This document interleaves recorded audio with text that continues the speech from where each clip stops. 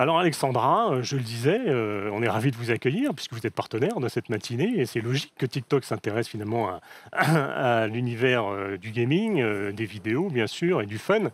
Expliquez-nous un petit peu quel rôle compte jouer TikTok en matière de marketing d'influence à l'avenir et quels sont les atouts de la plateforme. Ouais. Alors, c'est vrai qu'effectivement, TikTok est assez unique et offre une expérience assez créative, puisque c'est vraiment la plateforme où les utilisateurs se sentent libres d'exprimer leur créativité de manière authentique et positive. Aujourd'hui, c'est vrai qu'on a 100 millions d'utilisateurs en Europe. Et c'est vrai que le gaming est un sujet qui est très important, puisque ça fait partie des top 5 sujets sur la plateforme en termes de vidéos vues. L'influence, bien sûr, est très importante. Tous les grands influences de gaming sont sur la plateforme, que ce soit Kotaga, Shedley ou Squeezie. Et en fait, je pense que la plateforme leur permet effectivement de toucher une nouvelle communauté avec des codes différents. Et donc, c'est ça la force de la plateforme. Alors, ce qui est intéressant sur TikTok, c'est qu'on parle généralement, nous, de créateurs versus influenceurs. Pourquoi? Parce que c'est vrai qu'effectivement, pour toucher une cible la plus importante sur TikTok, ce qui compte, ce n'est pas le nombre d'abonnés, mais c'est la qualité du contenu et la créativité du contenu. Donc, on met à disposition des marques en fait une plateforme qui s'appelle la Creator Marketplace et qui permet vraiment de faire le lien entre les marques et les créateurs de la plateforme en fonction de la verticale, de la taille de la communauté, et ça permet, donc on facilite le rapprochement entre ces deux, exactement. Et quel est le degré d'autonomie finalement de chaque partie justement sur la création des contenus? C'est-à-dire qu'une fois que ce rapprochement est fait, comment chacun se fait valoir un peu son univers ou Ouais. son marché spécifique pour ce qui est des marques? Alors, c'est vrai qu'effectivement, on recommande toujours aux marques, vraiment d'utiliser les créateurs. Pourquoi? Parce qu'effectivement, les créateurs connaissent les codes de la plateforme et vont pouvoir donc engager de manière authentique. Et on sait bien qu'aujourd'hui, c'est ce qui fonctionne et c'est ça qui est aussi important pour les marques, c'est de transmettre leur message de manière authentique et spontanée vis-à-vis de leur audience. D'accord. Alors, quels sont aujourd'hui les axes privilégiés par TikTok pour devenir justement davantage brain-friendly? Ouais. Alors, c'est vrai que TikTok, je pense, apporte un nouveau terrain pour toutes les marques où justement elles peuvent exprimer leur créativité. Et donc, vous connaissez certainement notre slogan Don't make ads, make TikTok. Et donc, pour ce, on a créé une plateforme qui s'appelle TikTok for Business. Et ça permet vraiment de donner des outils aux marques pour justement aborder en fait la créativité à la sauce TikTok et aussi de leur apporter toutes les solutions, de répondre à toutes leurs solutions marketing avec nos différents outils pour qu'elles puissent suivre leur campagne. C'est vrai qu'aujourd'hui, je dirais que les grands formats phares de TikTok et les plus engageants et les plus natifs sont les hashtags challenge. Ouais. Et c'est vrai que Ubisoft a récemment d'ailleurs utilisé le hashtag challenge lors de son dernier opus de Just Dance, qui a généré plus de 2 milliards de vues en Europe. On a aussi d'autres formats qui sont très impactants et uniques à TikTok, tels que le Top View, qui est vraiment un format d'entrée d'app totalement immersif, 100% par deux voix. Donc c'est effectivement... Vous pouvez rappeler juste le principe, pardonnez-moi, Bien sûr. le principe du Top View? Alors, le Top View, c'est un format en fait qui est vraiment en entrée d'app. Donc, tous les utilisateurs vont pouvoir voir. Ça donne 100% de part de voix. Et effectivement, c'est vrai que les marques utilisent généralement ce format pour un grand lancement. Donc, effectivement, quand la Xbox lance sa console, ils utilisent leur nouvelle console, ils utilisent effectivement ce format pour créer l'événement. Après, on a d'autres formats qui permettent aussi de recibler justement les audiences touchées et d'accompagner les marques dans tout l'écosystème. D'accord. Le regard que peuvent avoir justement certains annonceurs ou certains décisionnaires du monde de la communication qui ne connaissent pas justement tous ces outils ou la plateforme TikTok en détail, peuvent avoir peut-être une vision biaisée et se dire TikTok est réservé pour les marques qui ont beaucoup d'audience ou un réservoir en tout cas de clients importants. Est-ce que vous pouvez rassurer certains, disons que TikTok est aussi ouvert finalement à tout type d'annonceurs, PME, TPE, ou est-ce qu'il vaut mieux quand même avoir finalement dans son réservoir un fonds de création puissant pour pouvoir communiquer avec la communauté? Non, vraiment, TikTok, c'est vraiment une plateforme qui est inclusive et qui est ouverte à tous. Et effectivement, pour les annonceurs, on a vraiment déjà l'audience est très variée, l'univers de TikTok est aussi très varié et diversifié. Donc je dirais qu'aujourd'hui, vraiment, TikTok, voilà, c'est vraiment pour tous les annonceurs et tous les secteurs. D'accord. Alors, forcément, vous vous intéressez aux jeux vidéo, mais est-ce que la plateforme fait du gaming un levier de croissance? Et si oui, pourquoi? Et comment est-ce que vous comptez justement construire, vous, votre présence sur cet univers-là? Ah, tout à fait. Donc c'est vrai qu'effectivement, je pense que déjà, on a énormément de points en commun entre les deux univers. Tout d'abord, l'audience. C'est vrai qu'effectivement, aujourd'hui, le gaming s'est énormément démocratisé. Aujourd'hui, l'audience de TikTok, c'est 67% de l'audience qui a plus de 25 ans. Ouais. Donc effectivement, on a beaucoup de Gen Z et de Millennials, mais pas que. Et l'audience continue à se diversifier. Et après, je dirais que, surtout l'univers, TikTok, c'est une plateforme qui est totalement immersive. Donc c'est un format vertical. Sont on par défaut. Donc, énormément de points communs justement avec l'univers du gaming pour justement avoir cette expérience immersive qui est très forte. Très fort. Et c'est vrai qu'aujourd'hui, comme TikTok est vraiment une plateforme très inclusive, on invite vraiment tous les gamers à se retrouver autour de leur sujet préféré, que ce soit le gameplay ou là le cosplay qui explose sur la plateforme avec 66 milliards de vues. Donc c'est vraiment... Ce sont des chiffres qui parlent. Exactement, c'est vraiment deux univers avec énormément de points communs. Ouais. Et vous avez des exemples justement de réalisations peut-être à nous soumettre d'opérations qui ont utilisé des gamers ou qui ont eu pour but de promouvoir des jeux vidéo qui ont particulièrement bien marché récemment? Oui, alors effectivement, il y a pour le lancement du jeu Let's Sing avec Enzo Tetoi, qui est un de nos créateurs. Donc la marque a effectivement utilisé le créateur Enzo Tetoi pour promouvoir de manière authentique et native le jeu sur l'audience de la plateforme. Ouais. Et qu'il y a eu des... Vous n'avez pas de données à nous donner sur le succès, les chiffres peut-être, je ne sais pas, vous n'avez pas forcément en tête, je fais une question piège.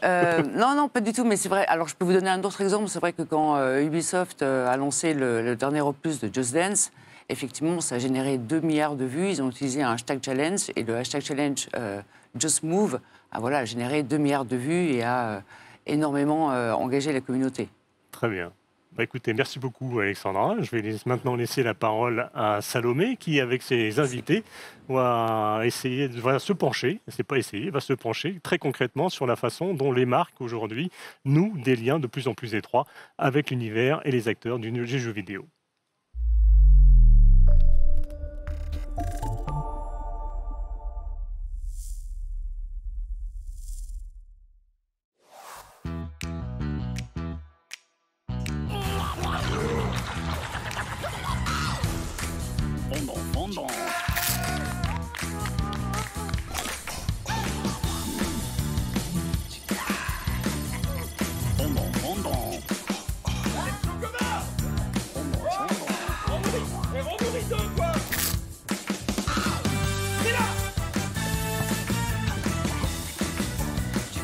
Moi je suis obligé quand même de remercier Kellogg's. Et tu vas pouvoir récupérer ça.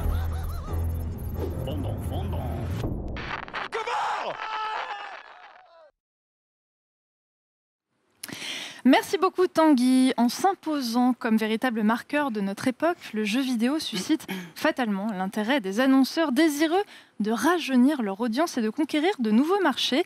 Un appétit qui montre que la partie ne fait que commencer. Pour en parler aujourd'hui avec moi, Caroline Duret, directrice générale adjointe de Webedia, et Nicolas Bory, Head of Marketing de Kellogg's. Comment allez-vous ? Très bien, merci. Alors, on va directement mettre les pieds dans le plat. Si le jeu vidéo est un marché porteur, pourquoi les marques sont-elles un petit peu frileuses, voire timides ? Caroline ? Alors c'est vrai que c'est paradoxal, hein, c'est ce que Michel Benzeno disait en introduction de cette conférence. C'est l'industrie culturelle numéro 1 dans le monde, devant le cinéma, devant la musique. C'est la thématique numéro 1 visionnée sur YouTube. Donc c'est un terrain de jeu incroyable pour les marques, mais qui est encore assez méconnu des décideurs marketing. Mais après, comme toutes les cultures émergentes, la culture urbaine en a fait partie aussi sur la musique, sur le sport, qui est devenu et qui s'est complètement mainstreamisé au fur et à mesure des années. Donc, ça nécessite encore pas mal de pédagogie et pas mal d'évangélisation. Et le gaming fait vraiment partie de cette pop culture. Après, pour en discuter souvent avec des marques, et on en parlera aussi avec Nicolas tout à l'heure, Les décideurs marketing ont beaucoup grandi, d'ailleurs comme moi, hein, avec les clichés un peu du passé, du gamer geek, introverti, assez insociable. Il faut quand même rappeler un chiffre qui est important, c'est 50% de la population aujourd'hui française qui est gameuse. Donc c'est un point de passion qui est énorme. Et puis, il faut aussi se dire que ces gens-là, en fait, les 15-34, ils sont plus accessibles aussi en télévision. Donc c'est vrai que ce sont de nouveaux... c'est une façon d'appréhender le marketing qui est différente. Ce sont de nouveaux codes qui sont complexes. C'est une nouvelle grammaire, ce sont de nouvelles plateformes. On se parle de Twitch, de toutes ces nouvelles plateformes. On se parle de nouveaux incarnants, de nouveaux héros, hein, qui ne sont pas ceux qu'on connaissait il y a 20 ans. Donc c'est une façon différente d'appréhender le marketing. Nicolas ? Oui, je pense que ce qui peut faire un petit peu peur à certains annonceurs, c'est le côté live aussi. Nous, en fait, on est content de ce côté live, parce que Twitch, c'est à peu près 90% de live aujourd'hui. Et nous, ce qu'on trouve intéressant avec le live, et puis l'interaction entre le streamer, sa communauté, nos marques, c'est ce côté un peu magique aussi, ce qui peut se passer des moments magiques, en fait, sur Twitch. Puisque le côté live est un petit peu sans filet, et c'est ça qui est intéressant. Et moi, j'ai par exemple en tête un moment où on a fait une soirée avec Dwagby il y a quelques mois en juin, et puis dans cette soirée, il y a Antoine Griezmann qui était invité. Et à la fin de la soirée, je ne vous passe les détails, mais Antoine Griezmann, devant un certain nombre d'auditeurs, je crois qu'on était 100 000 viewers à ce moment-là, réclame des Pringles à Dwagby. Et c'est des moments magiques qui sont quand même durs à scripter si on fait quelque chose très contrôlé de notre part, quoi. Mais c'est vrai que le marketing d'influence se rapproche beaucoup de ces mêmes codes. En fait, il y a un lâcher-prise qui est fort, comme le disait Nicolas. On est beaucoup moins sur un message très descendant, et notamment dans le gaming, puisqu'il y a ces notions de live, il y a ces notions de direct, d'authenticité, de spontanéité et d'interactivité qui peuvent parfois faire peur. Mais c'est vrai que c'est un transfert de valeur qui est très fort pour les marques, qui commencent de plus en plus à s'approprier ce territoire. Caroline, on en parlait tout à l'heure avec Julien Villedieu. Il n'y a pas un profil type de joueur maintenant, il y a plusieurs joueurs. Alors, il y a plusieurs joueurs, en effet, qui sont ces joueurs, on peut dire qu'ils sont vous et moi, puisqu'on se parle de 74% de la population aujourd'hui qui joue au moins occasionnellement aux jeux vidéo. Donc, dans le cliché qu'on peut avoir, on va tout de suite balayer ce sujet, puisque la moyenne d'âge est de 39 ans. C'est une population de gamers qui est à 47% féminine. Et puis, on est loin aussi des codes du cliché du jeune gamer geek qu'on pouvait imaginer à l'époque. Cette moyenne d'âge vraiment le retranscrit. Donc le CEL vraiment a défini 4 typologies qui permettent aussi aux marques de s'approprier ce territoire. Ces 4 typologies différentes qui vont du gamer très occasionnel qui joue à Just Dance, on en parlait sur TikTok à l'instant, de tous ces jeux un petit peu énumérés jusqu'à League of Legends, jusqu'à ces jeux de hardcore gamers vraiment qui permettent à des marques de s'approprier ce territoire. Alors, différents joueurs, différentes pratiques aussi. Le gaming et l'e-sport, ce sont 2 terrains, on va le voir, bien différents. Alors, l'e-sport, qu'est-ce que c'est déjà? C'est la pratique du jeu vidéo contre une ou plusieurs personnes en physique, en présentiel ou en live, donc sur Internet. L'e-sport, c'est une partie du gaming, donc qui se joue à différents niveaux, jusqu'au niveau professionnel. Donc, si le gaming est ludique, l'e-sport est compétitif. Et si je devais mettre un peu un parallèle dans les usages de jeux, de ceux qui ne jouent pas, c'est comme pour le tennis. Je peux pratiquer le tennis. Je ne suis pas obligée d'être sélectionnée ni à Wimbledon, ni à Roland-Garros, ou ni regarder non plus une compétition. Je le pratique vraiment d'un point de vue purement ludique. Nicolas, Kellogg's est présent sur le terrain du gaming depuis 2017, notamment sur Twitch, avec Kellogg's de Trésor. Vous étiez, aujourd'hui, on peut le dire, vous étiez complètement précurseur. Pourquoi avez-vous, dans un premier temps, été sur ce terrain ? Oui, donc on est rentré nous en 2017 sur Twitch avec un très joli partenariat avec un des streamers déjà à l'époque qui s'appelle Lutti. Peut-être qu'on va en reparler tout à l'heure parce qu'on a un peu bouclé la boucle avec Lutti par la suite et pas plus tard qu'en octobre 2020. Pourquoi est-ce qu'on y est? Je pense que Caroline l'a dit, la personne du CEL tout à l'heure l'a dit aussi. On y est parce que les gens y sont. En fait, aujourd'hui, c'est un centre d'intérêt qui est majeur pour toutes les sociétés, et en France, c'est vraiment quelque chose qui est extrêmement répandu. Donc nous, on y est parce que nos consommateurs s'y intéressent, nos consommateurs sont passionnés par ça, et pour nous, c'est un excellent moyen d'aller les engager, d'aller leur parler là où ils sont, tout simplement. Alors, vos activations ont depuis rencontré un franc succès. Quelles sont les autres marques qui se sont bien intégrées ? Donc en gros, on a fait 2017-2018 Trésor. Honnêtement, on était parmi les premiers à ce moment-là, notamment dans l'alimentaire. On en était très contents en fait. On a fait des bilans en 2017, en 2018, les campagnes ont bien fonctionné et on a été rejoint du coup par Pringles, qui est une autre marque du portefeuille de Kellogg's, en 2019. Et là, pour Pringles, en fait, le gaming c'est devenu un pilier stratégique. Donc nous, c'est écrit dans notre stratégie, au même titre que d'autres centres d'intérêt comme la musique, le football. On va beaucoup parler football dans les quelques mois qui viennent avec Pringles. Et en fait, le gaming est devenu vraiment un pilier de croissance stratégique pour nous, pour aller engager notre cible. Et sur Pringles, on a fait beaucoup de choses différentes. On a fait de la pub sur Twitch, c'est-à-dire juste de la pub en pré-roll, comme on peut faire sur YouTube ou d'autres plateformes. Mais on a aussi fait des partenariats avec des émissions. On a vu tout à l'heure Domingo, donc on a sponsorisé son émission Popcorn, notamment du mardi. On a sponsorisé l'équipe du stream aussi, dont on a parlé tout à l'heure. Bref, il y a énormément de façons en fait, de rentrer et Pringles aujourd'hui a activé beaucoup de leviers différents dans l'écosystème du gaming. On parlait des joueurs. Est-ce que l'aspect communautaire est pour vous un obstacle ? Alors moi, je dirais que ce n'est pas un obstacle. Par contre, c'est quelque chose quand même à prendre en compte. L'aspect communautaire, il est important, il est structurel de Twitch. On ne rentre pas avec directement, en fait, en parlant aux consommateurs, on parle toujours par un canal qui est bien souvent le streamer ou une équipe de streamers. Donc c'est hyper important d'avoir ça en tête et de le prendre en compte, et notamment de bien parler en fait aux streamers potentiellement. Domingo, quand on travaille avec lui, on fait toujours un meeting de kick-off où on se parle, on parle de notre marque. Lui nous parle de sa communauté, en fait. C'est une rencontre en fait, entre la marque et la communauté. Et il est évidemment hors de question d'arriver et de communiquer sur Twitch avec des streamers comme on communiquerait en télé, sur Instagram ou sur d'autres plateformes. C'est pour ça qu'en général, on donne beaucoup, en fait, comme conseil aux marques, de parler avec son audience et pas à son audience. Et c'est vraiment ce que Kellogg's a vraiment fait de manière très intelligente dans sa prise de parole. Et c'est un vrai conseil, en fait, qu'il faut prendre en compte, et particulièrement dans le gaming. Justement, on va rentrer un peu plus en détail là-dedans, si vous le voulez bien. Comment vous adressez-vous à ces communautés ? Comment avoir les codes ? Et si vous pouvez nous raconter le cas Trésor Chocovore.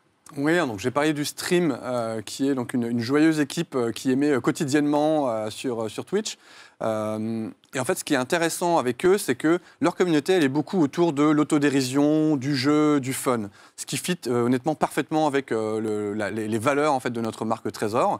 Et donc, on a créé en fin 2020, pendant 2 mois, en fait, donc vraiment une activation assez longue autour de notre marque. Une espèce de jeu où c'était un peu la découverte de qui était dans le costume de notre mascotte sur Trésor qui s'appelle le Chocovore. Et en fait, une sorte de chasse un petit peu au trésor, justement, pour découvrir qui était derrière cette mascotte. Et ce qui était hyper intéressant, c'est qu'il y avait beaucoup d'interactions en fait, entre le Chocovore et les streamers. Le Chocovore, il venait interrompre certains streams en direct, il venait un petit peu perturber. Il y a eu des soirées spéciales dédiées à notre marque pour faire s'affronter des équipes de streamers, pour essayer de découvrir... Vraiment, c'était quelque chose d'hyper ludique qui, du coup, allait très bien avec notre marque, très bien avec cette communauté-là. Donc, on a parlé tout à l'heure de l'aspect communautaire. C'était vraiment une très bonne adéquation, en fait, entre la marque et les valeurs de cette communauté. On a vu les images, justement, tout à l'heure. C'était pas faké, comme on dit, cette bonhomie belle... sur le plateau, non, sur le stream. C'est une très belle émission. Et puis, avec des intégrations hyper intéressantes aussi pendant le chat, sorte d'émoticônes, donc des emotes spécifiques qu'on a créés pour le Chocovore, en fait, qui représentait tous les petits syndromes. Je suis heureux, je suis triste. C'est ça. Puis on a créé aussi des émotes qui ressemblaient à certains des streamers. Il y a notamment le fameux Jiraya et son bonnet. Le bonnet est un peu tombé entre-temps. Mais on a créé donc une émote qui ressemblait vraiment à certains des streamers. Et ça, c'est super apprécié parce que les gens en jouent beaucoup dans le chat et savent bien l'utiliser, quoi. Oui, la communauté est très forte pour certains streamers et ils ont envie de se reconnaître en eux lorsqu'ils utilisent des emotes. J'ai envie, vous aussi, de vous demander de sortir votre boule de Madame Irma. Comment voyez-vous le futur entre gaming et annonceurs, Nicolas ? Alors, moi, je vois beaucoup d'opportunités. C'est pour ça qu'on y est aujourd'hui et c'est pour ça qu'on peut se dire qu'on y sera probablement demain et après-demain. Les opportunités, elles sont multiples parce que dans le monde du gaming et de l'e-sport, il y a tout ce qu'on peut faire dans un jeu. Donc, il y a toute la partie sponsoring d'un jeu, sponsoring in-game même. C'est-à-dire qu'aujourd'hui, vous le voyez sur certains jeux comme League of Legends, les joueurs professionnels y jouent et puis il y a des bannières à droite à gauche en fait, qui viennent donner un petit peu de branding. Donc ça, c'est intéressant. Il y a le sponsoring de compétition aussi. On le voit avec le LEC, on le voit avec la LFL. Beaucoup de compétitions qui en plus fonctionnent très très bien en ce moment. Il y a le sponsoring d'émissions. On a parlé tout à l'heure de Popcorn, de Domingo, En fait, il y a vraiment énormément de choses qu'on peut faire dans ce domaine. Et puis après, il y a la partie e-sportive pure, là qui est encore un petit peu différente, avec potentiellement de l'influence, des joueurs. Et puis bientôt, je pense qu'on espère tous arriver dans un monde post-Covid où on pourra se revoir et faire des choses en physique. Et ça, c'est quelque chose qui est un petit peu passé à la trappe en 2020, évidemment, et qui a été 100% digitalisé. Mais le gaming a aussi un pied dans des événements physiques qui sont hyper intéressants pour des marques comme les miennes, puisque au final, nous, on est là pour faire vivre des expériences aussi. On n'est pas là juste pour faire du sponsoring et de la pub. On est là pour faire vivre des expériences à nos consommateurs. Et aujourd'hui, ça manque un petit peu ce côté expérience réelle, mais ça va très vite redémarrer et via des compétitions, mais aussi juste des viewing parties, donc ces fameux événements où on se réunit pour voir une compétition ou juste un bon moment de gaming. Ça, c'est quelque chose, je pense, dans lequel les marques auront un vrai rôle à jouer, un rôle très positif en fait demain. Caroline Duret, même question. Comment voyez-vous le futur entre gaming et annonceurs ? Nicolas l'a très bien dit, sur toutes les évolutions qu'on peut imaginer, mais s'il y a un point qui est très fort là-dessus, et notamment dans l'univers du gaming, c'est que c'est un lien social qui réunit cette génération. Et puis avec des valeurs très fortes aussi de dépassement de soi, de combativité, d'effort, de sportivité, que les marques commencent de plus en plus à s'approprier et avec ce transfert de valeurs qui est de plus en plus fort pour les marques. Caroline, Nicolas, merci beaucoup. Peut-être aviez-vous un mot de la fin ? Moi, pour rebondir sur ce que Caroline vient de dire sur les valeurs de la marque, nous, typiquement, je pense qu'un bon exemple concret, c'est que notre dernière campagne de pub en fait, pour Trésor, aujourd'hui, c'est une pub qui est 100% dédiée au gaming. C'est-à-dire qu'on a créé 10 petites publicités courtes de 10 secondes qu'on diffuse là, depuis mi-février en tournant. Et je crois qu'on envoie là un des spots de 10 secondes. Et ça montre vraiment qu'aujourd'hui, quand on parle de Trésor, nous, c'est ça qu'on montre en fait à nos consommateurs. Et donc, c'est vraiment une pub qui est 100% ancrée dans le gaming. Donc, ça, je pense que c'est une des preuves assez concrètes qu'on se projette pas mal dans cet univers pour l'avenir. Nicolas, Caroline, merci beaucoup d'avoir été avec nous pour cette deuxième édition de Culture Gaming. Je laisse à présent la parole à Tanguy et Stéphane Ziveras, président, directeur de la création de BETC, qui vont ensemble aborder l'attraction qu'exerce le monde des jeux vidéo sur la publicité. Regardez.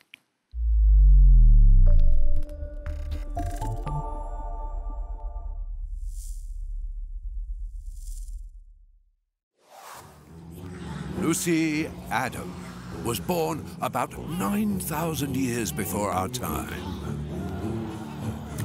In the year 515, after having federated the African continent, she set out to conquer Rome.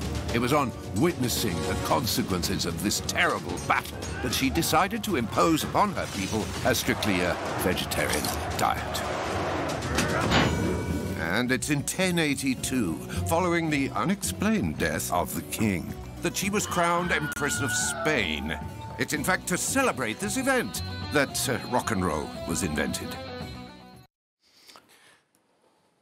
Alors, l'extrait que nous venons de voir est tiré d'un spot de pub réalisé pour le jeu Humankind de Sega par BETC.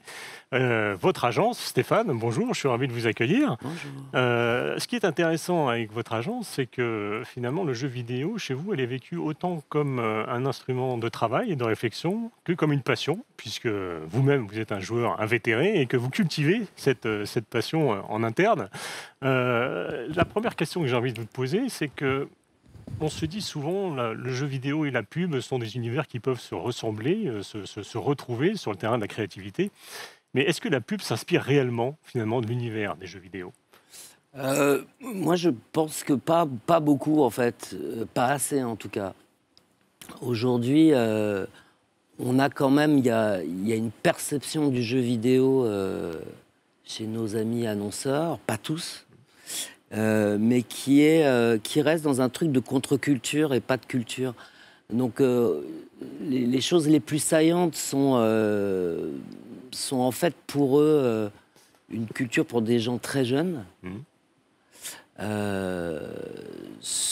Une culture qui est un peu subversive, donc reste en tête des vieux trucs de GTA, Call of, donc un côté un peu subversif et pas très mainstream. On sait très bien que c'est pas complètement exact. Et puis après, c'est vrai que chez nous, on est toujours dans cette espèce de schizophrénie où nos créatifs sont des gamers, jouent aux jeux vidéo, baignent dans cette culture, mais ont beaucoup de mal à projeter, sont assez réticents en fait de projeter cet univers sur des marques. Et puis bon, nous on est dans un truc qui est... nous on fait du storytelling. Ouais. Nous on est dans un truc qui essaie de donner du sens. Le jeu vidéo, globalement je fais des généralités, mais le seul enjeu du jeu vidéo, c'est de jouer, c'est de s'amuser. C'est rare qu'il y ait vraiment des messages. Ça arrive hein, dans des jeux indés, mais c'est pas complètement le sujet. Donc on n'est pas complètement sur la même planète. Et l'axe narratif n'est pas forcément le même non plus, puisque vous le disiez, c'est ce qui intéresse un joueur, c'est finalement le gameplay du jeu, c'est d'aller explorer tout ce qu'on lui met à disposition pour aboutir à la quête du jeu. Alors que la pub, finalement, même dans les meilleurs récits, parfois c'est quelque chose qui doit être capté très facilement par le consommateur. Ouais. Cette différence, elle est vraiment très forte sur les deux univers. Ouais, bah, y a un sujet de format aussi. Hein. Ouais. C'est-à-dire qu'un jeu vidéo, vous y passez 7 heures, 8 heures, 20 heures, 100 heures, ça peut arriver. La pub, voilà, quand ça dure 20 secondes, ça paraît déjà long, souvent. Souvent. Ouais. Alors vous, Stéphane, vous m'avez dit en préparant cette interview que vous mettiez un bémol à l'utilisation du terme culture gaming. Est-ce que vous pouvez me dire un petit peu pourquoi En fait, je pense que le jeu vidéo, il mériterait à être expliqué un peu plus et aux parents, aux annonceurs. C'est-à-dire que nous, on a toujours tendance à un peu amalgamer, mettre dans la pub notamment, à mettre des choses dans des cases en disant c'est comme le cinéma, c'est comme la littérature, c'est comme... Et en fait, c'est pas comme rien du tout, parce que le jeu vidéo, il a ses propres codes, il a sa propre culture, mais qui est différente. La littérature, aujourd'hui, vous avez des romans, mais vous avez aussi des petits bouquins pour vous expliquer comment jardiner, ou pour mieux éduquer vos enfants. Enfin, il y a plein de... Il y a plein de façons d'envisager le jeu vidéo qui n'est pas uniquement un truc de FPS, de platformer, de STR. Enfin, c'est énormément de choses très différentes. Le mobile, c'est pas le même qu'un joueur PC ou un joueur console. Donc c'est assez difficile de se dire il y a une culture gaming. Oui, il y a des codes, mais il y a les geeks. Mais bon, tout le monde ne va pas à des conventions Star Trek non plus. Vous voyez ce que je veux dire? Donc, ça a infusé, c'est puissant, c'est ultra puissant. Il y a des codes, mais il n'y a pas de message. Et voilà, il n'y a pas de message derrière le jeu vidéo. La table ronde précédente parlait des liens qui se nouent de plus en plus régulièrement entre les marques qui cherchent à pouvoir, malgré tout, marier leur univers avec ceux du jeu vidéo. Comment est-ce qu'il faudrait faire pour vous, avec votre œil de publicitaire, c'est intéressant de voir quelles sont un peu justement ces recettes qui permettraient de lever un peu le frein et ce regard un peu critique que peuvent avoir, transgressif que peuvent avoir certains annonceurs peut-être sur justement le potentiel du jeu vidéo. En fait, c'est fondamentalement lié au système même du jeu vidéo qui est basé sur l'interaction. Les marques sont toujours un peu réticentes sur l'interaction. Depuis toujours, depuis Dan Draper, les années 50, c'est assez descendant en fait. Tanguy, ça serait bien que vous achetiez Minidoo. Ouais. C'est vraiment bien Minidoo. C'est super. C'est génial. C'est pas cher en plus. Mais si Tanguy, vous mettez à me répondre en disant t'es sûr vraiment Minidoo là? Attends, moi je suis pas sûr en fait. J'ai peut-être un truc qui est mieux et qui est peut-être. J'adore Minidoo, je précise. Mais l'interaction, elle est compliquée parce que ça veut dire qu'il y a un retour. Le jeu vidéo est basé fondamentalement sur une interaction, avec une histoire, avec ce que vous voulez, un personnage. Et même dans la conception des jeux vidéo, c'est basé sur une interaction parce qu'il y a une communauté qui va interagir avec les développeurs, avec les créatifs, en disant ça m'a plu, ça m'a pas plu, là t'as déconné, merci de faire des patchs. Donc il y a toujours une interactivité. Et les marques, certaines marques, oui, bien sûr, sont d'accord avec ce contrat, mais il y en a plein qui sont plus réticentes. En fait, la pub aurait tendance à être un peu arrogante et un peu hégémonique. Là où, avec le gaming, il vaut mieux être très humble, je pense.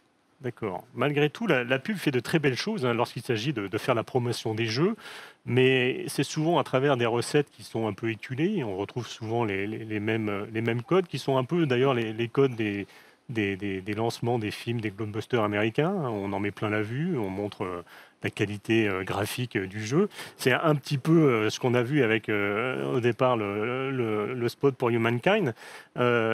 Sauf que vous, chez BETC, et vous, Stéphane Ondouka, vous souhaitez apporter quelque chose de plus. C'est-à-dire que visuellement, c'est spectaculaire, mais vous souhaitez quelque part raconter une histoire à travers l'histoire du jeu. Expliquez-nous un petit peu la méthode.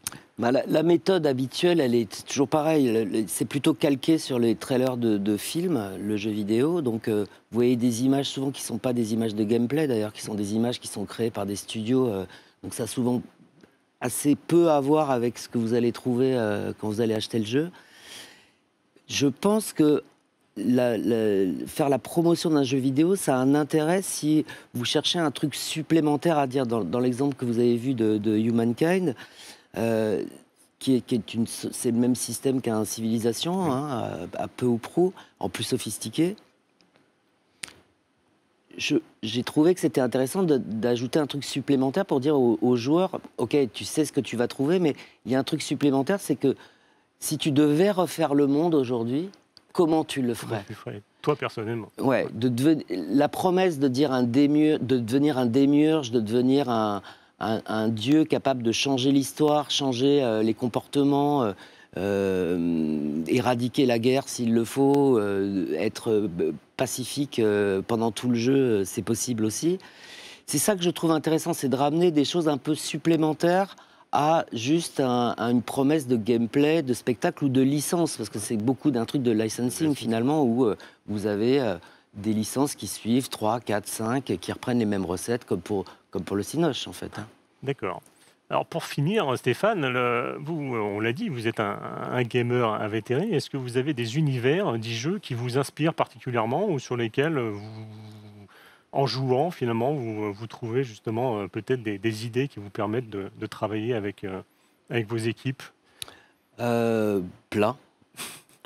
Plein. Et plus particulièrement tous les jeux qui font le parallèle avec la réalité, en fait. C'est très intéressant aujourd'hui et c'est une vraie frontière à explorer, la porosité, la perméabilité entre le monde virtuel, le jeu vidéo et la réalité. Demain, vous êtes sur Flight Simulator, jeu de vieux par excellence. Aujourd'hui, en temps réel, vous allez survoler ce studio. Ouais. Et je trouve que l'interaction entre la porosité entre le réel et le jeu, l'imaginaire et la réalité, il est super intéressant. Et c'est une frontière qui est en train de s'amenuiser de plus en plus technologiquement. Très bien.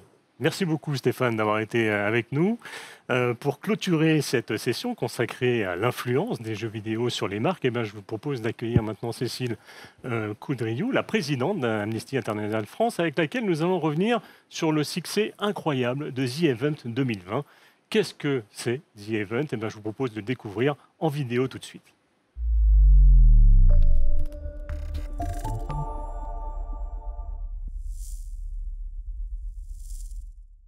Bonjour à tous et à toutes, je suis Cécile Coudriou, la présidente d'Amnesty International France et je tiens à dire un immense merci pour ce The Event extraordinaire à l'édition 2020 organisé par bien sûr Zerator et Dash. Donc merci à Alexandre et à Adrien et puis merci à tous les streamers qui ont fait preuve de tellement d'énergie, une super pêche pour contribuer à ce que leurs viewers très nombreux et nombreuses donnent de l'argent pour Amnesty International France et pour la belle cause des droits humains. Alors Cécile, on vient de voir dans la vidéo, The Event, c'est un événement qui permet à une association qui est choisie par les organisateurs de The Event de pouvoir bénéficier pendant un week-end de la folie du jeu qui est entretenue par des streamers qui jouent et qui sollicitent leur communauté et qui appellent aux dons ces gamers en herbe. L'édition 2020 a été un record absolu, à la fois pour Amnesty et pour The Event, puisqu'elle a permis à Amnesty de collecter 5,7 millions d'euros. Est-ce que vous attendiez un tel engouement de la part des gamers? Franchement, pas à ce point-là. Bien sûr, on avait des espoirs, mais là, vraiment, ça a dépassé tout ce qu'on pouvait imaginer de plus merveilleux. Donc, quel souvenir vraiment mémorable de ce week-end, parce qu'effectivement, d'abord, on a pu le vivre en direct, hein, ça a été effectivement maintenu en événement physique. Donc, toute l'énergie, la vibration qu'il peut y avoir dans ce week-end, j'ai pu la ressentir. Et puis, c'est une véritable rencontre, puisque grâce à Zerator, nous avons eu donc un entretien en direct sur Twitch pendant près de 2 heures. Donc, véritablement, un succès à tout point de vue, parce que notre premier objectif, même si c'est un événement de collecte, de fundraising comme on dit, était vraiment d'aller à la rencontre d'une communauté, puisque nous sommes nous-mêmes une communauté mondiale, du reste, de près de 10 millions de membres et sympathisants. Et donc nous savions que cette communauté des gamers, du gaming en général et du streaming, n'était pas forcément une communauté qui nous connaissait très bien. Donc c'était vraiment le premier objectif, et je pense qu'il a été véritablement atteint, et je garde un souvenir impérissable, cet entretien en direct avec tous les viewers qui ont pu poser leurs questions et auxquels j'ai répondu du mieux possible. Je le disais, l'événement a permis de récolter 5,7 millions d'euros. Pour qu'on ait un peu un ordre d'idée, une année de collecte sur Amnesty International France, ça représente quel montant? Alors, il faut rappeler que nous sommes totalement indépendants financièrement, donc nous comptons toujours sur la générosité du public, et c'est à peu près 27-28 millions par an, notre budget. Donc là, vous imaginez... Un week-end, voilà. On fait le quart. Cela dit, je voudrais préciser aussi qu'au nom de notre principe fondamental qui est la solidarité internationale, nous avons partagé cette collecte avec l'ensemble du mouvement, car certaines sections n'ont pas du tout les moyens que nous avons et ont été bien heureuses, évidemment, que nous puissions partager une telle manne. Bien sûr. Oui. Alors, tout l'enjeu pour vous, mais comme pour d'autres associations qui sont séduits par effectivement cette idée de branding solidaire, c'est de pouvoir fidéliser cette population de jeunes qui n'est pas forcément la plus sollicitée pour récolter des dons. C'est d'habitude les seniors, les 60-65 ans, qui sont le cœur de cette activité-là. Comment est-ce que vous comptez justement prolonger l'expérience que vous avez pu avoir avec eux à travers The Event et profiter finalement de leur envie de s'engager, même si au départ ce ne sera pas forcément financièrement, mais au moins donner un peu de soi et l'envie de partager avec d'autres ce retour d'expérience? Plusieurs choses. Tout d'abord, c'était une étape de plus, mais ça fait déjà un certain nombre d'années que nous cherchons à diversifier les sources de revenus, mais aussi, de manière plus générale, à diversifier notre base, finalement, de membres et de sympathisants. Et notamment, elle s'était rajeunie avec ce qu'on appelle les face-à-face dans la rue. Nous avons pu déjà observer que ce sont des personnes qui ont justement une envie de solidarité qui n'iraient pas forcément vers nous spontanément. Donc l'idée au départ, c'est d'aller vraiment nous-mêmes vers les gens. Et donc là où ils sont. Donc ça a commencé par les réseaux sociaux, mais également dans la rue, à travers des événements et des partenariats culturels avec beaucoup d'artistes, et plus récemment avec aussi des youtubeurs. Donc il y a une espèce d'évolution, si vous voulez. Certains youtubeurs, comme récemment Simon Puech, mais aussi Nota Bene, il y a également Hugo Décrypte. Donc on est déjà un petit peu rentré dans un univers plus jeune, parce que en fait notre cause est non seulement universelle, mais complètement intergénérationnelle. Défendre les droits humains, se sentir solidaire de personnes dont les droits sont bafoués, c'est vraiment quelque chose qui peut se produire, et heureusement, dans le cœur d'un jeune comme d'un moins jeune. En plus, sur un univers comme l'univers digital, sur lequel il peut y avoir des dérapages, forcément. Voilà, et donc là, le mot-clé, je crois vraiment, enfin 2 mots-clés, je dirais, c'était vraiment l'humilité. Premièrement, c'est de savoir qu'on rentre dans une communauté qui a déjà ses codes, qui n'a pas besoin de nous, qui est tout à fait heureuse de faire ce qu'elle fait, et tant mieux. Donc c'est vraiment l'humilité et l'ouverture, c'est-à-dire se dire que mieux se faire connaître, mieux faire comprendre ce que nous faisons, c'était véritablement l'enjeu. Parce que pour transformer quelqu'un en donateur, il faut d'abord réussir à planter cette première petite graine de conviction que notre mouvement sert véritablement une cause noble à l'échelle mondiale et pouvoir répondre en direct, sans langue de bois, à toutes les questions. On sait bien que souvent le don est un geste de confiance, un geste d'adhésion à une cause, mais aussi un geste de confiance. Et le fait d'avoir pu répondre à toutes les questions qui étaient posées avec certes bienveillance, mais sans langue de bois non plus, par Zerator, m'a permis d'être complètement aussi honnête, direct, et c'est quelque chose que j'aime beaucoup faire. Je le fais au quotidien avec mes étudiants à l'université où j'enseigne. Oui, parce que vous avez quand même la particularité, vous êtes président bénévole d'Amnesty International. Les présidents sont bénévoles d'Amnesty International, donc j'ai un métier. Vous avez un métier qui est quand même proche de l'univers dont on parle. Tout à fait, parce que j'enseigne dans le domaine de la communication à Sorbonne Paris-Nord, et c'est comme ça que j'avais découvert aussi l'univers du gaming, et j'étais très impatiente de poursuivre ces liens, parce que j'avais l'impression déjà qu'il y avait vraiment cette solidarité assez naturelle, cet esprit aussi de compétition, mais dans le bon sens du terme, d'émulation. Et donc, il y a des traits communs, finalement, entre la communauté amnestienne, si j'ose l'appeler comme ça, et la communauté du gaming, qui faisait qu'il y avait finalement des ponts assez naturels à faire, tant qu'on n'a pas d'a priori assez malheureusement répandu, mais imbécile aussi vis-à-vis de la communauté des gamers et des streamers et des viewers. On peut, je pense, beaucoup plus créer des ponts vers un univers solidaire comme celui d'Amnesty International. Donc, finalement, vous lancez un appel à l'ensemble des associations de plonger de plein pied dans ce nouveau type de Mais partenariat. Tout à fait, d'ailleurs, d'autres l'ont fait. Il y a notamment un speed donc, qui a été fait récemment pour Médecins sans frontières, je crois. Et nous avons bien l'intention, nous aussi, de poursuivre. Ouais. Alors, comment ? Eh bien, nous avons eu 140 000 donateurs. Hein, donc, déjà, la base de données, c'est agrandie. 140 000 donateurs et 700 000 viewers sur l'ensemble de l'événement. C'est monté jusqu'à 700 000, c'est ça au maximum. C'est ça. Et pendant l'interview que j'ai pu avoir, donc très longue, hein, plus de 100 000 personnes ont suivi en direct et ont posé des questions. Donc, ça, c'était une occasion en or, évidemment, pour faire passer des messages et nous faire mieux connaître. Et puis par la suite, l'idée, c'est d'avoir une sorte de cheminement. On fait un parcours du sympathisant, finalement, en envoyant, par exemple, un mail déjà pour les remerciements, comme j'ai vu un extrait de la vidéo. Il y en a une autre qui a montré comment nous avons dépensé cet argent. C'est important que les gens le sachent. Et puis ensuite, essayer d'appeler à agir, pas forcément par le don, mais également par une pétition, en nous suivant et en nous relayant quand on fait des appels à l'action. Et donc ce parcours peut conduire quelqu'un à devenir un donateur régulier, ou plus exactement un membre donateur, ce qui est pour nous le but également, mais surtout appeler à agir et appeler à être solidaire. Et d'éviter la déperdition par rapport à la foule que rassemble un tel événement et finalement à ce qui peut rester 3, 4, 5 mois. Alors, après. En fait, la déperdition est assez inévitable. On sait bien qu'on ne va pas garder 100 000 personnes comme donateurs, mais il y a quand même plusieurs milliers de personnes qui signent régulièrement nos pétitions, ça on le sait depuis. Quelques dizaines qui sont devenus des donateurs mensuels, ce qui est quand même déjà un engagement, en plus d'un don ponctuel qui est quand même plus simple. Donc c'est vraiment très très bon signe. Tout l'enjeu maintenant, c'est de réussir effectivement à garder ce lien avec la communauté, soit via Twitter, mais qui sait peut-être sur la plateforme elle-même. Justement, vous m'aviez confié en préparant cet entretien que tout cet événement et son succès avait fait germer une petite graine dans votre esprit, et que comment vous comptez l'arroser finalement pour la faire grandir. J'avoue qu'il y a en fait deux petites graines. Il y a celle qu'on espère avoir plantée dans la tête effectivement et dans le cœur aussi de tous ces viewers et ces streamers qui nous ont suivis. Mais il y a également dans ma propre tête l'envie depuis un certain temps déjà d'avoir un rendez-vous plus régulier. Et donc il me semble que Twitch est devenu une plateforme totalement incontournable si on veut vraiment créer un dialogue plus constant, une interactivité chaleureuse, directe avec les gens.